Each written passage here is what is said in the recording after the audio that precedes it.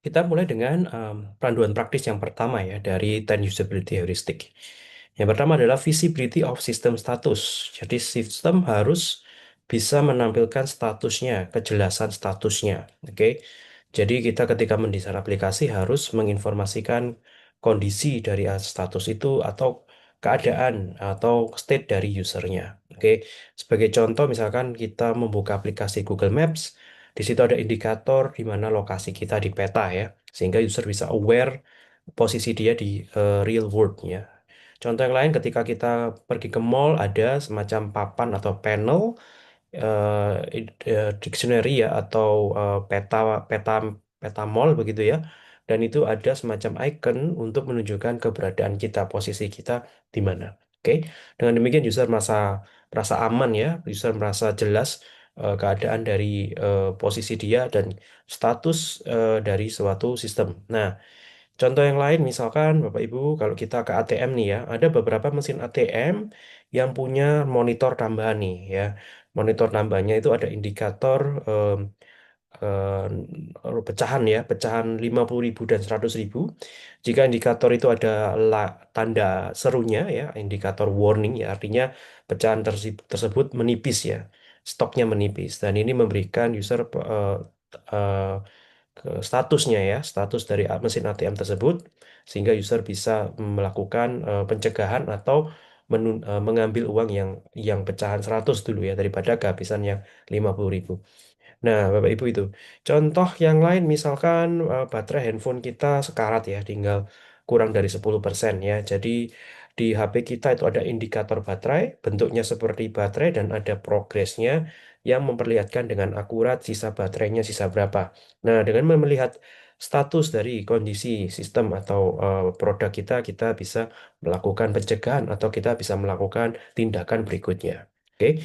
Kemudian contoh-contoh yang lain ada banyak Bapak Ibu ya, misalkan bagian yang ini di mana user diminta untuk memilih kategori ya, kategori yang dia sukai minimal tiga ya. Jadi kalau kita tidak memilih atau kita memilih kurang dari tiga, maka tombol next di atas tidak akan muncul atau tidak bisa diklik. Nah, di situ ada indikator yang jelas ya, kategorinya akan diwarnai merah, diberi centang bahwa kategori itu terpilih. Nah, kemudian kita bisa melanjutkan dengan menekan tombol next ya. Jadi, apapun itu, sistem harus memperlihatkan interaksinya berlangsung sukses ya. Ada simbol suksesnya ya.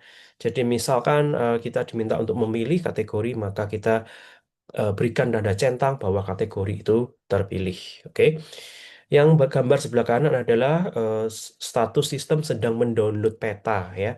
Peta sehingga user diberitahu prosesnya sampai kurang kurang berapa banyak lagi ya. Bentuknya adalah progress bar.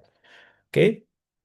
Nah, eh, berikutnya adalah contoh yang lain. Ini adalah tampilan dari salah satu website e-commerce ya yang memperlihatkan apa namanya ukuran ya, ukuran dari barang yang dibeli. Misalkan ini baju gitu ya. Kita lihat ada ukuran extra small hingga extra large.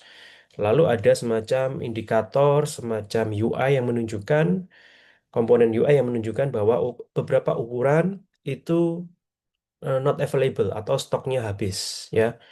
Ada juga yang indikatornya menggunakan apa ini namanya tooltip ya, ini namanya tooltip Bapak Ibu ya, tooltip yang memperlihatkan ukuran yang small ini tinggal sedikit stoknya. Nah seperti itu. Ini beberapa bentuk-bentuk visibility system status yang bisa kita terapkan.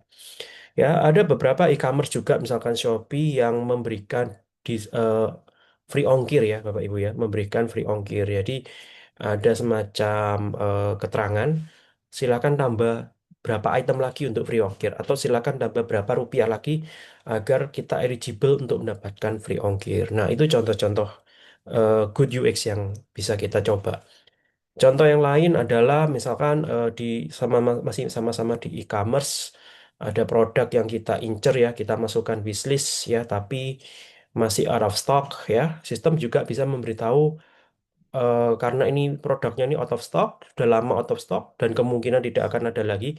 Ada semacam keterangan mau nggak nih produknya dibuang dari wishlist kita. Baik, selanjutnya kita membahas usability heuristik yang kedua, yakni match between the system and the real world. Ya, suatu desain interaktif yang baik itu mencoba meniru metafora dari dunia nyata, mencoba meniru konsep yang ada di dunia nyata, kemudian kita bawa konsep itu ke dalam sistem. Ya, jadi desain yang dibuat harusnya menggunakan user language, sesuatu yang dipahami oleh user. Ya, bisa berupa kata, frasa, atau bahkan konsep yang familiar dengan mereka, daripada menggunakan jargon-jargon yang tidak mereka pahami.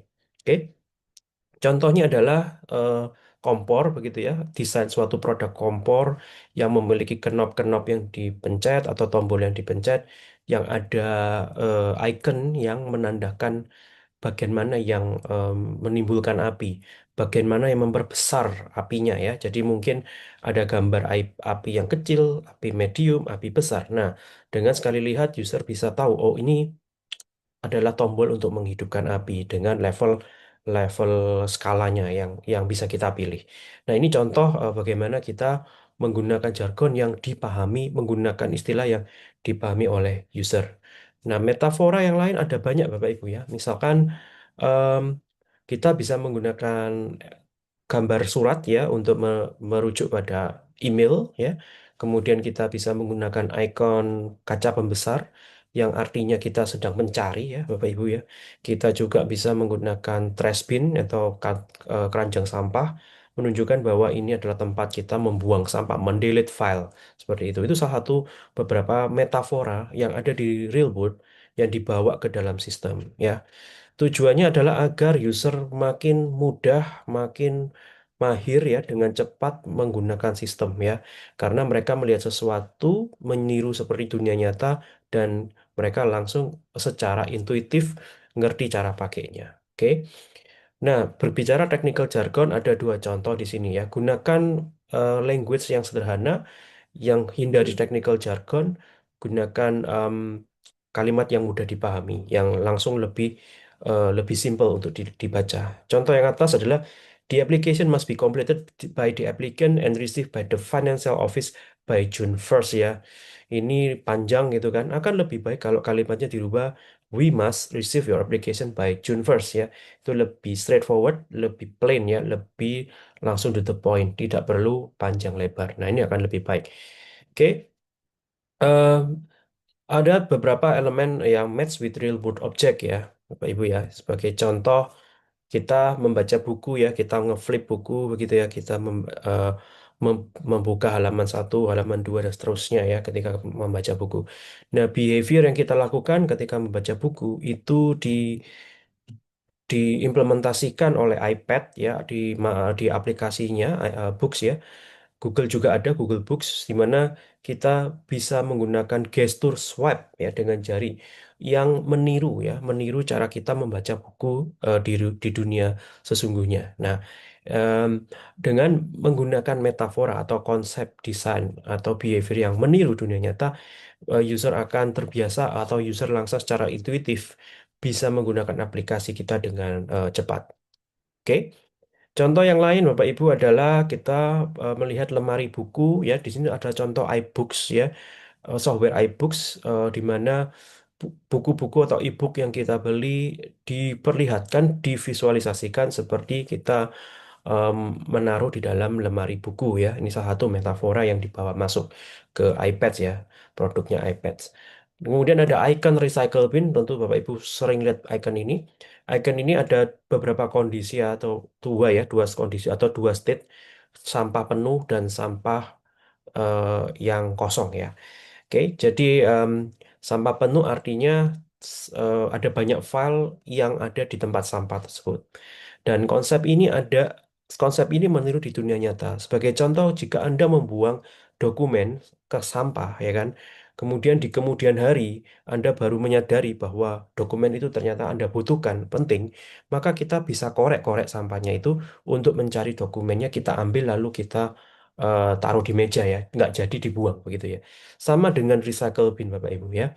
Jadi recycle bin ini memungkinkan kita mengorek-ngorek ya, meretrieve kembali istilahnya ya, meretrieve kembali sampah yang tadinya kita buang dan kita bisa panggil lagi, kita bisa sembuhkan, kita bisa restore kembali.